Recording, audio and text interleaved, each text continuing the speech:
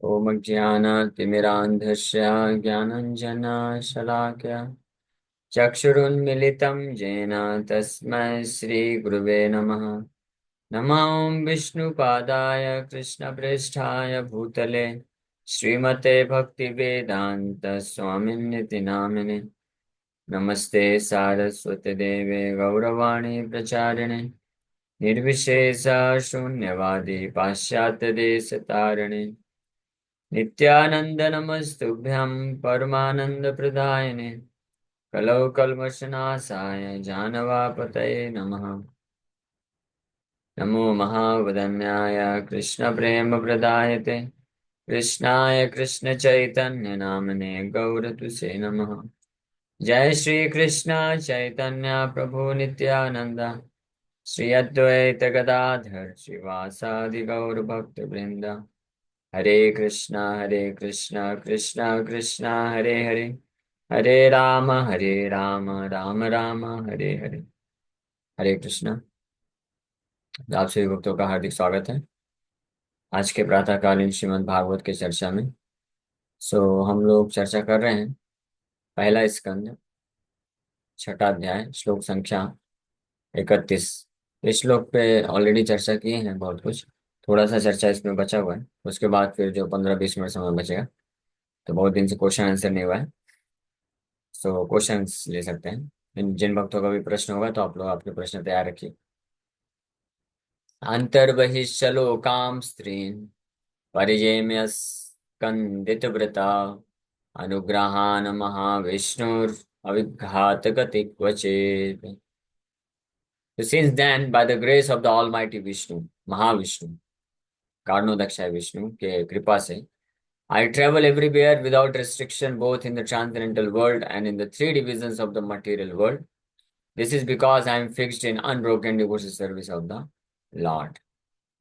Since then मतलब जब भगवान महाविष्णु वापस से सृष्टि को प्रारंभ कर सृष्टि लीला लीला वापस से प्रारंभ किए, तो नारद मुनि को वापस से जन्म नहीं लेना पड़ा।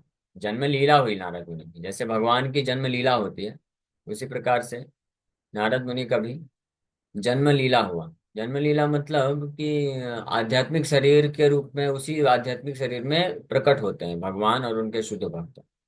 हाँ, बस लौकिक दृष्टिकोण से कोई पिता माता स्वीकार करता है, जैसे भगवान वसुदेव देवकी को पिता माता के रूप में स्वीकार किए। लेकिन ऐसा नहीं कि देवकी के गर्भ में भगवान की रचना हुई, हाँ, भगवान का शरीर बना, ऐसा नहीं। भगवान प्रकट हुए उनके माध्यम से, उनको सौभाग्य देने के लिए, उनके ऊपर कृपा करने के लिए। और जो आसुरी प्रवृत्ति के लोग हैं, मायावादी हैं, भ्रमित लोग हैं, उनको और भ्रमित करने के लिए ये भगवान की लीलाएं हैं। माया जवनिका छन्नम अज्ञा अधोक्षजम अव्ययम। न लक्ष्य से मूढ़ दृशा नटो नाट्य धरो यथा। तो न लक्ष्य से मूढ़ दृशा, मूढ़ दृशा, हुआ फुलिश विजन। तो ऐसे मूर्ख भ्रमित लोगों को जो नहीं जानना चाहते, भगवान के प्रति जो ईर्ष्या द्वेष का भाव रखना, मेंटेन करके रखना चाहते। भगवान बड़े दयालु हैं। ये यथा माम प्रपद्यन्ते ताम सतः भजाम्य। जो जैसी जिस भाव में भगवान को समझना चाहता है, प्राप्त करना चाहता है, वह भगवान उसको बड़ी भली भांति मदद करते हैं। कोई भगवान को वास्तविक रूप में जानना चाहता है, समझना चाहता है, तो भगवान अपने आप को, अपनी वास्तविकता को प्रकट करते हैं कि मैं ही परम भगवान हूँ, सच्चिदानंद विग्रह है, मेरे नाम रूप गुण लीलाएं सब भौतिक जगत के परे हैं। और इस प्रकार से भगवान रिवील करते हैं अपने नाम रूप गुण लीलाओं को ऐसे भक्तों के हृदय में। और ऐसे लोग जो ईर्ष्या रखते हैं, जो भगवान को गलत तरीके से समझना चाहते हैं, जो भगवान में दोष दृष्टि रखना चाहते हैं, कि जो भगवान ये सोचना चाहते हैं कि भगवान कभी भौतिक शरीर होता है, भगवान जो है जब भौतिक संसार में आते हैं तो इसके माया के वशीभूत हो जाते हैं। तो ऐसे मूर्ख लोगों को, ऐसे ईर्ष्या रखने वाले आसुरी प्रवृत्ति के लोगों को, मायावादियों को भगवान इस प्रकार से अपने आप को प्रस्तुत करते हैं कि वो और भ्रमित होते चले जाते हैं और कन्विंस हो जाते हैं। देखो, हाँ सही बात है ना, हाँ भगवान बोलते हुए देख लो, हाँ सही बात है, मैं माया माया में हूँ, हाँ मैं भौतिक प्रकृति का आश्रय लेता हूँ। हाँ, भगवान इस प्रकार से लीलाएं भी कर देते हैं कि जो भ्रमित होना चाहने का इच्छा रखते हैं वो भ्रमित हो जाते हैं। स्पेशली कृष्ण की लीलाएं ऐसी अद्भुत हैं।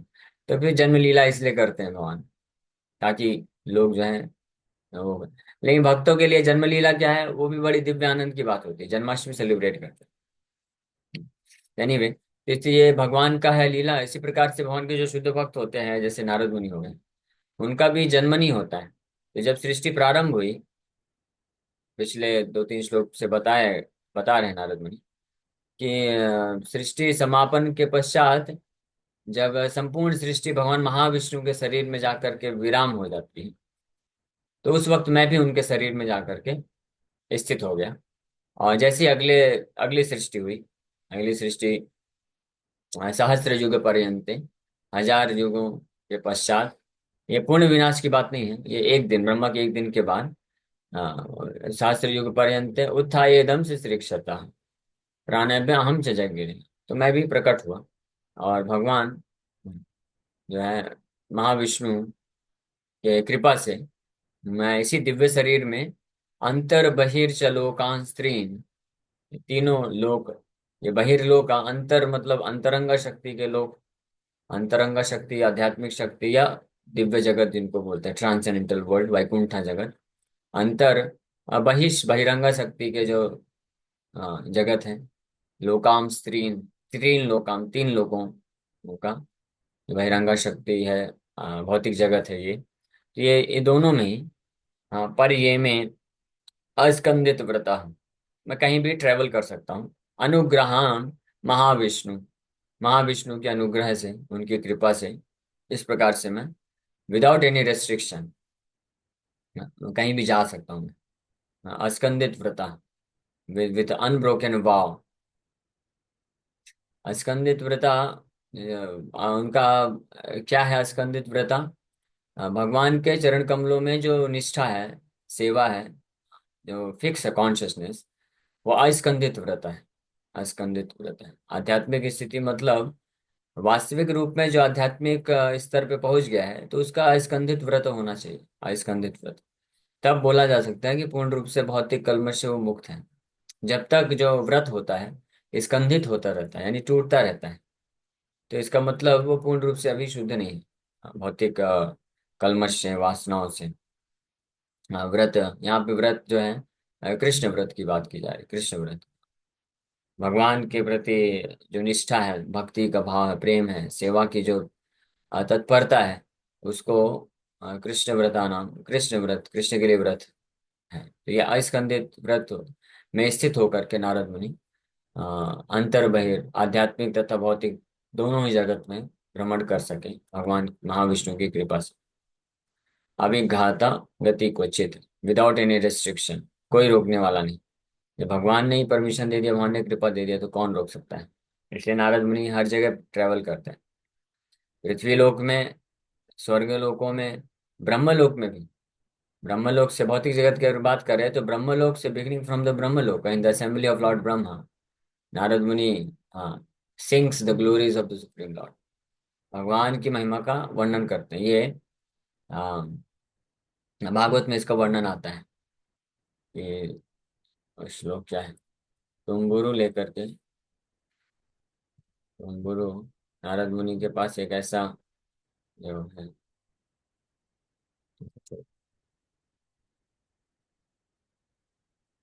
भागवत में इसका वर्णन है 5.25.8।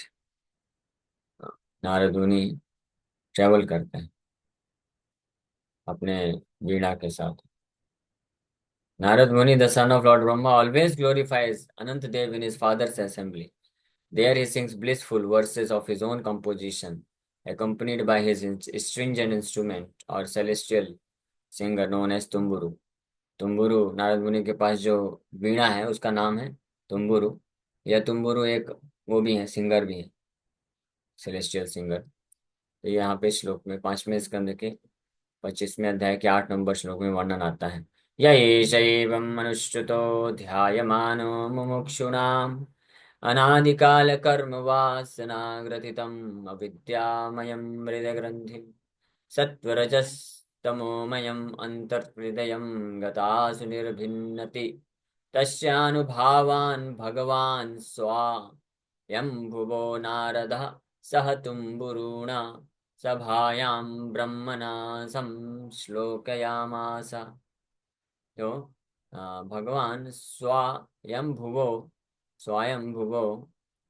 नारदः स तुम्बुरुणा अपने तुम्बुरा के साथ सभायाम ब्रह्मणः ब्रह्मलोक में ब्रह्मा जी के सभा में सम श्लोकयामास, अपने ही द्वारा रचित भगवान के अद्भुत गुणगान में जो श्लोक बनाए गए हैं उनको उनका गुणगान करते हैं। यानी भागवत कथा जो है भगवान की, स्पेशली अनंत देव की, यहाँ पे अनंत जी अनंत शेष का वर्णन।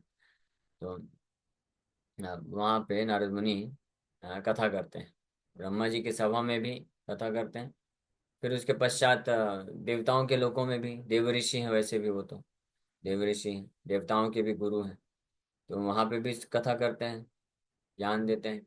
हाँ, ऐसे ही ट्रेवल कर रहे थे, कैलाश में भी जाते हैं नारद मुनि, भगवान शिव की सभा में भी गुणगान करते हैं। उधर जा रहे थे जब, तो वो दो लोग, क्या नाम है उनका, नल कुबेर और मणिग्रीव, तभी तो उनको ऐसी अवस्था में देख करके नारद मुनि के हृदय में बड़ा दया आ गया। हाँ, वो इतना नशे में मत थे पूरी तरीके से। और भगवान शिव के गार्डन में सुंदर तालाब है। हाँ, तो उस तालाब में जो है देव स्त्रियों के साथ जो है क्रीड़ा कर रहे थे, जल क्रीड़ा। हाँ, बिना वस्त्र के। इतने निर्लज्ज हो गए थे कि नारद मुनि सामने से आ रहे हैं, देख के पहचान गए नारद मुनि आ रहे हैं, तो भी शर्म नहीं आई कि अपने आप को वहां से निकालें और जो उनको दंडवत प्रणाम करें कपड़े पहन करके। उनको लगा कि देखो ये कैसे महात्मा है, हमारे हम लोग ये जगह है आनंद भोग करने के लिए, ये बीच में क्यों आ रहे हैं। जो स्त्रियां थी वो तो शर्म के मारे जाके कपड़े पहने, लेकिन वो नहीं पहने। और नारद मुनि देख समझ गए, देख करके उनके हृदय में बड़ी असीम अनुकंपा उत्पन्न हो गई, कृपा आ गई, दया आ गई कि ये देखो ये लोग कुबेर के पुत्र हैं, इतना इनको बड़ा सौभाग्य मिला है, ये भगवान शिव के का आश्रय में रह सकते हैं, भगवान शिव से ये भागवत कथा सुन सकते हैं, भगवान की भक्ति प्राप्त कर सकते हैं, लेकिन फिर भी इसका लाभ न उठा करके ये लोग गार्डन में आकर के तालाब में यही सेंस ग्रेटिफिकेशन कर रहे हैं। तो दयावश उन्होंने श्राप दे दिया, जाओ आप दोनों वृक्ष बन जाओ। यानी उधर भी ट्रेवल कर रहे हैं, तो उधर भी ट्रेवल करते करते उनको उनके उन दोनों के ऊपर भी कृपा की है, फिर भगवान आके उद्धार करते हैं। भगवान उद्धार किस लिए किए, नल कुबेर मणिग्रीव का उद्धार भगवान किस लिए किया, क्योंकि भगवान जब ये दो वृक्षों को देखे तो उनको याद आ गई नारद के वचन की। नारद ने, मेरे मेरे प्रिय भक्त नारद मुनि ने ये प्रॉमिस किया था इन लोगों को कि आपको श्राप दे रहा हूँ, भगवान कृष्ण आएंगे आपका उद्धार करेंगे। केवल इसलिए भगवान कृष्ण उद्धार किए थे, और कोई रीजन नहीं था। नहीं तो अपने कर्म के गति के अनुसार उनको कुछ कुछ और मिलना था डेस्टिनेशन, लेकिन नारद मुनि के वचनों को ध्यान में रखते हुए भगवान उद्धार कर दिए। ये फायदा लाभ होता है अगर हम किसी शुद्ध वैष्णव के संपर्क में आ जाते हैं मात्र, और उनके चरण कमलों को अगर हम छोड़ते नहीं है, केवल किसी प्रकार से उनकी चेतना में हम आते हैं, तो उनकी कृपा से जो है, उनकी प्रार्थना से, उनकी कृपा से भगवान हमारा उद्धार कर देते हैं। तो नारद मुनि इस प्रकार से इसलिए ट्रैवल करते हैं। इसलिए भगवान जो है अपने जो शुद्ध भक्त होते हैं उनको पूरे संसार में नहीं, पूरे ब्रह्मांड में क्यों भ्रमण कराते हैं, ताकि उनके संपर्क में कोई भी व्यक्ति, कैसा भी व्यक्ति आएगा, हाँ, जो श्रद्धालु है, सेवा का भाव रखने वाला व्यक्ति है, उसका तो उद्धार होगा ही होगा, कोई डाउट नहीं है। लेकिन ऐसे व्यक्ति भी जो कि पतित हैं, जो सेवा का भाव नहीं रखते हैं, उनका भी उद्धार जो है ऐसे भक्तों के संपर्क में आने से हो जाता है, शुद्ध भक्तों के संपर्क में आने से हो जाता है। इसलिए वो परिव्राज का आचार्य कहलाता है। परिव्राज का आचार्य मतलब one who travels all over the world, all over the universe. तो नारद मुनि ओरिजिनल परिव्राज का आचार्य, ही इज द ओरिजिनल परिव्राज का आचार्य। He travels throughout the universe and beyond the universe, पूरे ब्रह्मांड में और इस ब्रह्मांड के परे भी ट्रेवल करते हैं, और कथा करते हैं, गुणगान करते हैं, प्रचार करते हैं, और हर प्रकार के लोगों को, हर प्रकार के असेंबली में जा जा करके, देवताओं के सभा में भी जाके कृष्ण का गुणगान करते हैं, ब्रह्मा जी की सभा में, और राक्षसों की सभा में भी जाते हैं। धीरा धीर जन प्रिय प्रिय करो, निर्मत्सरो पूजितो। धीर अधीर यानी देव देव प्रवृत्ति रखने वाले लोगों के द्वारा भी पूजित होते हैं, और जो आसुरी प्रवृत्ति राक्षस होते हैं, असुर होते हैं, उन दैत्य होते हैं, उनके द्वारा भी पूजा प्राप्त करते हैं। ये बड़ी विशेष बात जो असुर हैं राक्षस हैं, वो उनको भगवान विष्णु में कोई इंटरेस्ट नहीं है, भगवान विष्णु के विरोधी होते हैं, भगवान विष्णु के प्रति ईर्ष्या रखते हैं। लेकिन नारद जैसे शुद्ध भक्तों के प्रति उनका श्रद्धा रहता है, सम्मान रहता है।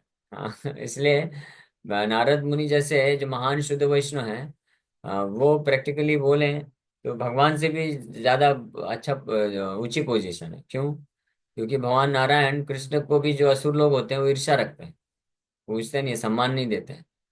लेकिन नारद मुनि, जबकि मालूम रहता है राक्षसों को असुरों को कि नारद मुनि भगवान नारायण के महान शुद्ध भक्त हैं, लेकिन फिर भी उनका कृपा होने के कारण, व्यवहार बहुत सकुशल व्यवहार है और बड़ी कृपा करते हैं वो, और शुद्ध हृदय के हैं, इसलिए राक्षस और असुर लोग भी उन पे विश्वास करते हैं, उनको सम्मान देते हैं, उनकी बात मानते हैं। तो इस प्रकार से ऐसे असुरों और राक्षसों का भी सम्मान प्राप्त करके, उनका हृदय जीत करके उनका भी उद्धार करते हैं भगवान नारद मुनि।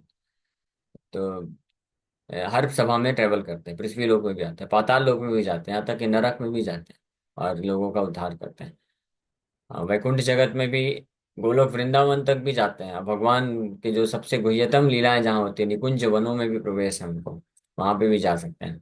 और वहां पे भी भगवान के जो भक्त हैं, गोपियां हैं, राधा कृष्ण की लीलाएं हैं, उसको और मधुर बनाने के लिए और सुंदर बनाने के लिए उसमें भी भव नारद मुनि सेवा का कार्य करते हैं, कुछ न कुछ उसमें सहयोग करते हैं।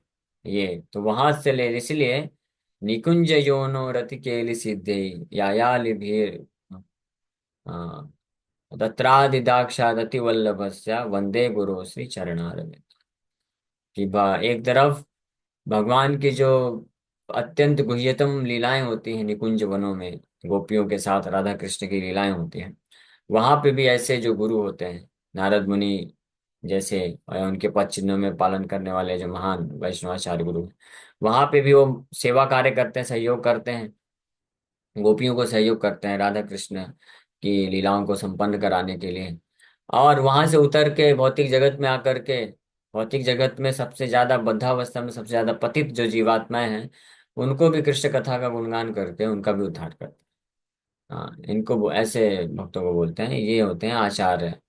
हाँ, और हमारे गौड़ी संप्रदाय में ऐसे ही आचार्य हैं, जो कि भगवान की गुह्यतम लीलाओं में भी सहयोग करते हैं, और भगवान की इच्छा को जानते हुए भगवान को दुख से निकालने के लिए, भगवान का क्या दुख है, बद्ध जीवात्मा इस संसार में फंसे हुए हैं, तो भगवान का वो दुख दूर करने के लिए इस भौतिक संसार में आकर के और पतित जीवात्माओं को उद्धार करने का भी कार्य करते हैं। तो इस प्रकार से नारद मुनि ट्रेवल करते हैं, अंतर बहिर्शलोकाम स्त्रीन पर्ये में अस्कंदित व्रता अनुग्रहान महाविष्णु अभिघात गति गति क्वचित। As stated in the Bhagavad Gita, there are three divisions of material spheres, namely the ऊर्ध्वलोका, मध्यलोका and अधोलोका। तीन लोक होते हैं ब्रह्मांड में, भौतिक ब्रह्मांड के। ऊर्ध्वलोका टॉपमोस्ट में, मध्यलोक और अधोलोक डाउनवर्ड प्लैनेट्स। बियॉन्ड द ऊर्ध्वलोका planets, that is to say above the Brahmaloka, जो ऊर्ध्वलोक है उसके भी ऊपर, ऊर्ध्वलोक, मध्यलोक, अधोलोक, ये तीन जो लोक हैं ये भौतिक ब्रह्मांड के होते हैं। लेकिन ऊर्ध्वलोक के भी ऊपर होता है क्या, जो ब्रह्मलोक के भी ऊपर होता है, वो है आध्यात्मिक ब्रह्मांड, आध्यात्मिक आकाश चालू होता है। So are the material coverings of the universes, and above that is the spiritual sky, which is unlimited in expansion, containing unlimited self-illuminated Vaikuntha planets inhabited by God Himself, along with His associates, who are all eternally liberated living entities. तो ये तीन लोकों, तीन तीन लोक, तीन लोकों से निर्मित जो भौतिक ब्रह्मांड है, इसके परे असंख्य वैकुंठ लोक हैं, आध्यात्मिक जगत है, जहाँ पे भगवान स्वयं अपने पार्षदों के साथ रहते हैं। So Sri Narad Muni could enter all these planets in both the material and spiritual space without restriction, as much as the Almighty Lord is free to move personally in any part of His creation.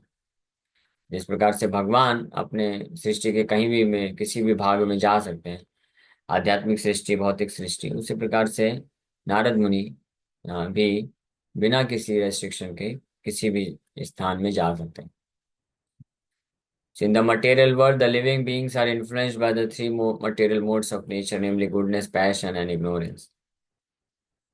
But Sri Narad Muni is transcendental to all these material modes and thus he can travel everywhere unrestricted.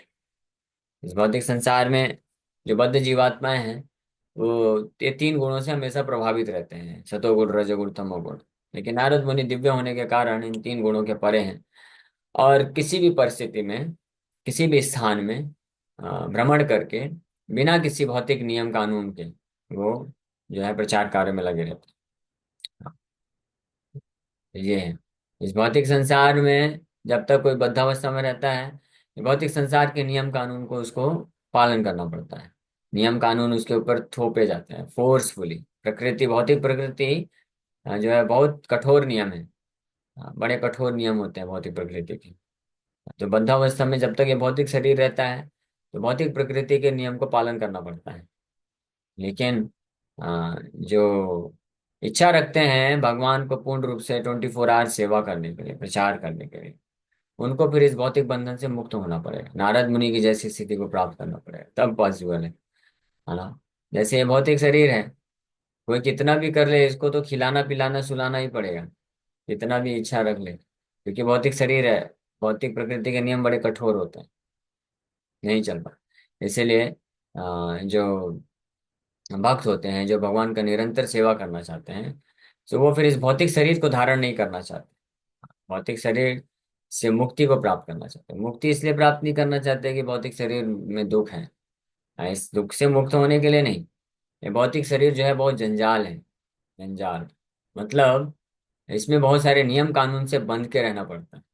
हाँ, नियम कानून होते हैं। भौतिक शरीर को चलाने के लिए इसको खिलाना पड़ेगा, पानी पिलाना पड़ेगा, और इसको समय समय में थक जाएगा तो सुलाना पड़ेगा। ये नियम से बाध्य हो जाता है व्यक्ति। हाँ, लेकिन जो शुद्ध भक्ति के स्तर को प्राप्त करते हैं, तो फिर वो फिर आध्यात्मिक शरीर की इच्छा रखते हैं। आध्यात्मिक शरीर मतलब नो रेस्ट्रिक्शन, कोई भौतिक प्रकृति के नियम लागू नहीं होते हैं। हाँ, और वो निरंतर कृष्ण को गुणगान कर सकते हैं। नारद मुनि ऐसे ही है। नारद मुनि दिव्य शरीर है, 24 घंटा मात्र कृष्ण का गुणगान करते हैं, कृष्ण का कथा करते हैं, और साथ ही साथ में कहीं भी ट्रेवल कर सकते हैं बिना किसी रेस्ट्रिक्शन के। कहीं भी जा सकते हैं, कोई उनको रोक नहीं सकता है। नो वीजा नो पासपोर्ट, अपनी खुद की इच्छा से कहीं भी जा सकते हैं। So that is full fledged form of Krishna consciousness. He is a liberated spaceman, मुक्त स्पेसमैन है नारद मुनि, कोई restriction. The causeless mercy of Lord Vishnu is unparalleled, and such mercy is perceived by the devotees only by the grace of the Lord. भगवान की कृपा से एक ये जो है विशेष स्थिति प्राप्त हो सकती है, नारद मुनि को जैसे प्राप्त हुई। भगवान विष्णु की आयतु की कृपा से ये संभव है। Therefore, the devotees never fall down, but the materialists, that is, fruity workers, and the speculative philosophers do fall down, being forced by their respective modes of nature. ऐसे जो शुद्ध भक्त होते हैं तो कभी उनका पतन नहीं होता, क्योंकि वो दिव्य स्तर भगवान की कृपा से उस दिव्य स्तर पे चले जाते हैं, वहां से कभी पतन नहीं होता। लेकिन योगी और जो योगी हैं, अन्य जो मानसिक चिंतक दर्शन वाले हैं, उनका पतन होता है, क्योंकि तीन गुणों में वो फंसे रहता है। The rishis, as ever mentioned, cannot enter into the transcendental world like Narada. This fact is disclosed in the Narsimha Puran. Narasimha पुराण में वर्णन है कि कोई कितने भी महान ऋषि क्यों ना हो, वो लोग भगवान के वैकुंठ जगत में नहीं जा सकते, भले ही भौतिक ब्रह्मांड में कहीं पे भी चले जाएं। लेकिन केवल जो शुद्ध भक्त होते हैं, ऐसे ही जो ऋषि हैं जैसे नारद ऋषि हुए, वही भगवान के धाम जा सकते हैं। Rishis like Marichi are authorities in fruity work, and rishis like Sanak and Sanatan are authorities in philosophical speculation. But Sri Narad Muni is the prime authority for transcendental devotional service of the Lord. All the great authorities in the devotional service of the Lord follow in the footsteps of Narad Muni in the order of the Narad Bhakti Sutra, and therefore all the devotees of the Lord are unhesitatingly qualified to enter into the kingdom of God Vaikuntha. तो नारद मुनि भगवान के भक्ति के आचार्य हैं, authority in the devotional service of the Lord. हाँ, इसीलिए जितने भी महान अथॉरिटी हुए हैं, आचार्य हुए हैं भक्ति पाथ में, भक्ति मार्ग में, वो नारद मुनि के पद चिन्हों में पालन करते हैं। नारद भक्ति सूत्र में इसका वर्णन है। और इस प्रकार से नारद मुनि की के पद चिन्हों में पालन करने से जब शुद्ध भक्ति करते हैं तो बिना किसी संशय के वो भी नारद मुनि के जैसे ही दिव्य शरीर को प्राप्त करके भगवान के वैकुंठ धाम में प्रवेश करने के लिए एलिजिबल हो जाते हैं। तो इस प्रकार से नारद मुनि की दिव्य अवस्था का वर्णन हम लोग श्रवण किए। Okay, thank you very much. Hare Krishna Krishna Krishna Hare Hare, Hare Ram Ram Ram Hare. किसी भक्त का कोई प्रश्न है तो पूछ सकते हैं। हरे कृष्ण। यस, वंदना माता जी। हरे कृष्णा प्रभु जी, पंचांग प्रणाम। प्रभु जी, हरे इसमें लिखा है कि तब ऋषि दिव्य शरीर से दिव्य शरीर के विभिन्न अंगों से पैदा होते हैं, मतलब आते हैं शेष। तो दिव्य अंग प्रभु भगवान के दिव्य अंगों से। हाँ, भगवान के दिव्य अंगों से प्रकट होते हैं। लेकिन सबसे पहले ब्रह्मा जी प्रकट होते हैं, फिर ब्रह्मा जी के माध्यम से प्रकट होते हैं। लेकिन क्योंकि ब्रह्मा जी स्वयं भगवान से प्रकट होते हैं, और पूरा भौतिक ब्रह्मांड जो है भगवान का ही विस्तार है, इसलिए कोई भी कालांतर में आता है, चाहे वो ब्रह्मा जी के थ्रू आए, फिर ब्रह्मा जी के बाद फिर प्रजापतियों के थ्रू आए, तो वास्तव में वो भगवान के ही थ्रू आ रहा है। भगवान ही सब सृष्टि को कर रहे हैं। जी प्रभु जी, एक क्वेश्चन और है मुझे। ये वैसे सांसारिक क्वेश्चन है, पूछ सकती हूँ? हाँ, पूछिए। प्रभु जी, जैसे ना कोई, मतलब उनके आचरण सही नहीं है, भौतिकता में है पूरे, और सब कुछ खाते पीते हैं, उसके बाद भी वो धर्म स्थानों पे जाते हैं, तीर्थों पे जाते हैं। और फिर हम अगर उनको ये बोले कि भाई तीर्थों पे जाने से कुछ नहीं होता, पहले आप भक्ति में थोड़ा आओ और भक्ति करो भगवान की, वो कहते हैं भगवान तो मुझे बुला रहे हैं ना, मुझे द्वारकाधीश बुला रहे हैं, मुझे जगन्नाथपुरी बुला रहे हैं, मुझे यहाँ बुला रहे हैं, मुझे वहां बुला रहे हैं। तो फिर हम उनको कैसे समझाएं ये चीज? क्योंकि उनको उनको लग रहा है कि बताइए। भगवान कृपा कर रहे हैं हम पे। तो बात सही है, भगवान कृपा कर रहे हैं, भगवान कृपा करने के लिए ही इतने सारे धाम तीर्थ स्थान का निर्माण किए हैं। लेकिन उनको बोलिए कि आप वास्तविक कृपा क्या है भगवान की, ये भी आपको समझना चाहिए। भगवान ये तीर्थ स्थान और धाम क्यों बनाए, ये भागवत में वर्णन है, ताकि हम वहां पे जा करके, क्योंकि भगवान के जो धाम होते हैं, तीर्थ स्थान होते हैं, तो भगवान के पास उनके कई महान शुद्ध वैष्णव लोग रहते हैं, साधु रहते हैं। तो उन साधुओं का संग करने का उद्देश्य है ये मंदिरों की स्थापना क्यों की गई है। प्रभुपाद जी मंदिर इस्कॉन इसलिए बनाए हैं, ताकि ये मंदिरों में आकर के लोग भक्तों का संग प्राप्त करके, आध्यात्मिक ज्ञान प्राप्त करके भगवान की भक्ति को प्राप्त कर सके, ना केवल दर्शन करके निकल जाए, है ना।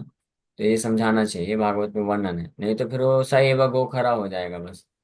ट्रांसफॉर्मेशन आना चाहिए ना, ट्रांसफॉर्मेशन, हृदय में परिवर्तन आना चाहिए। आप माया जगत से छुटकारा मिलना चाहिए और कृष्ण के प्रति आसक्ति, भगवान के प्रति प्रेम विकसित होना चाहिए। तो ये कैसे होगा? आप कई तीर्थ स्थानों में तो जा रहे हैं, सालों साल से जा रहे हैं, पूरा जीवन भ्रमण कर रहे हैं, कितने बार गंगा में डुबकी लगा लिया, कितने बार धूल में लोटपोट कर लिया, अच्छी बात है, उससे सुकृति मिलता है, वो गलत नहीं बोल रहे हैं हम। लेकिन वो पर्याप्त नहीं है, उस उद्देश्य से तीर्थ स्थान नहीं बनाया गया है। ट्रांसफॉर्मेशन कहाँ होगा? पूरा जीवन भर इतने बार गंगा में डुबकी लगाए फिर भी गलत आदतें क्यों नहीं छूट रही? क्योंकि आप भगवान के जो अत्यंत प्रिय जो साधु हैं, भक्त हैं, उनका आप संग नहीं कर रहे हैं, उनका आश्रय नहीं ले रहे हैं। भगवान चाहते हैं कि मेरे भक्तों का संग करो, उनका आश्रय लो, और समझो मेरी भक्ति के बारे में, ज्ञान प्राप्त करो, ताकि आप मुक्त हो सको इस माया के जंजाल से। लेकिन वो हम करेंगे नहीं, केवल दूर से भगवान को दर्शन करके निकल जाएंगे। तो ये वास्तव में, क्षमा करिएगा, लेकिन ये सत्य बात है। ये ये एक अहंकार का लक्षण होता है कि मैं, मेरा भगवान के साथ डायरेक्ट कनेक्शन है, बाकी जी लोग भाड़ जी। में जाएं, जी बाकी लोग जी। को क्या करना है। लेकिन भगवान इस प्रकार के जो भाव होते हैं उसको पसंद नहीं करते हैं, कि मेरे को तो भाव देता है लेकिन मेरे भक्तों को भाव नहीं देता है, उनको सुनना पसंद नहीं करता है। तो इसलिए फिर वो व्यक्ति वहीं के वहीं रह जाते हैं, भौतिक लाभ मिलता है। तो निश्चित रूप में भगवान का दर्शन करे, तीर्थ में जाए, तो लाभ तो मिलेगा ही, लेकिन बहुत स्लो प्रोग्रेस होगा, कई कई हजारों हजारों जन्म लग जाएंगे ऐसे ऐसे करते करते। लेकिन अगर भक्तों का संग ले लिया तो इमीडिएट ट्रांसफॉर्मेशन आ जाएगा, कृष्ण के प्रति शुद्ध भक्ति प्राप्त कर सकता है। कृष्ण का दर्शन करने से कोई जरूरी नहीं है कि उसको शुद्ध भक्ति मिलेगा, क्योंकि दर्शन हो नहीं रहा है कृष्ण का। भगवान का अगर वास्तविक दर्शन होगा तो मिल जाएगी भक्ति, इसमें कोई संशय नहीं है। लेकिन वास्तविक दर्शन हो कहाँ रहा है?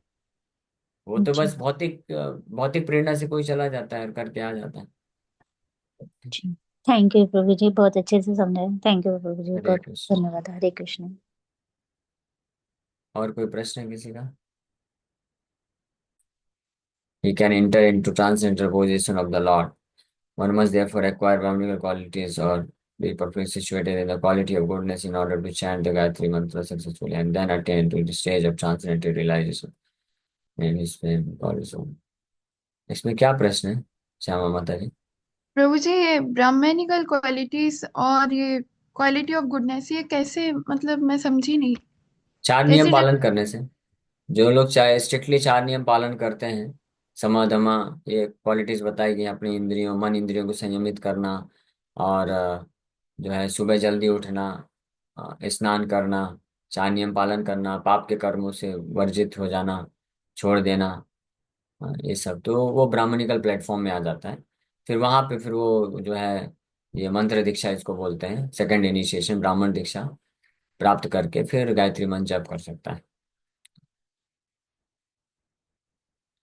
ठीक है। ओके। यस प्रिया गौरंगी माता जी। हरे कृष्णा प्रभु जी, दंडवत प्रणाम। प्रभु जी, मेरी हरे वॉइस कृष्ण। आ रही है? आ रही है।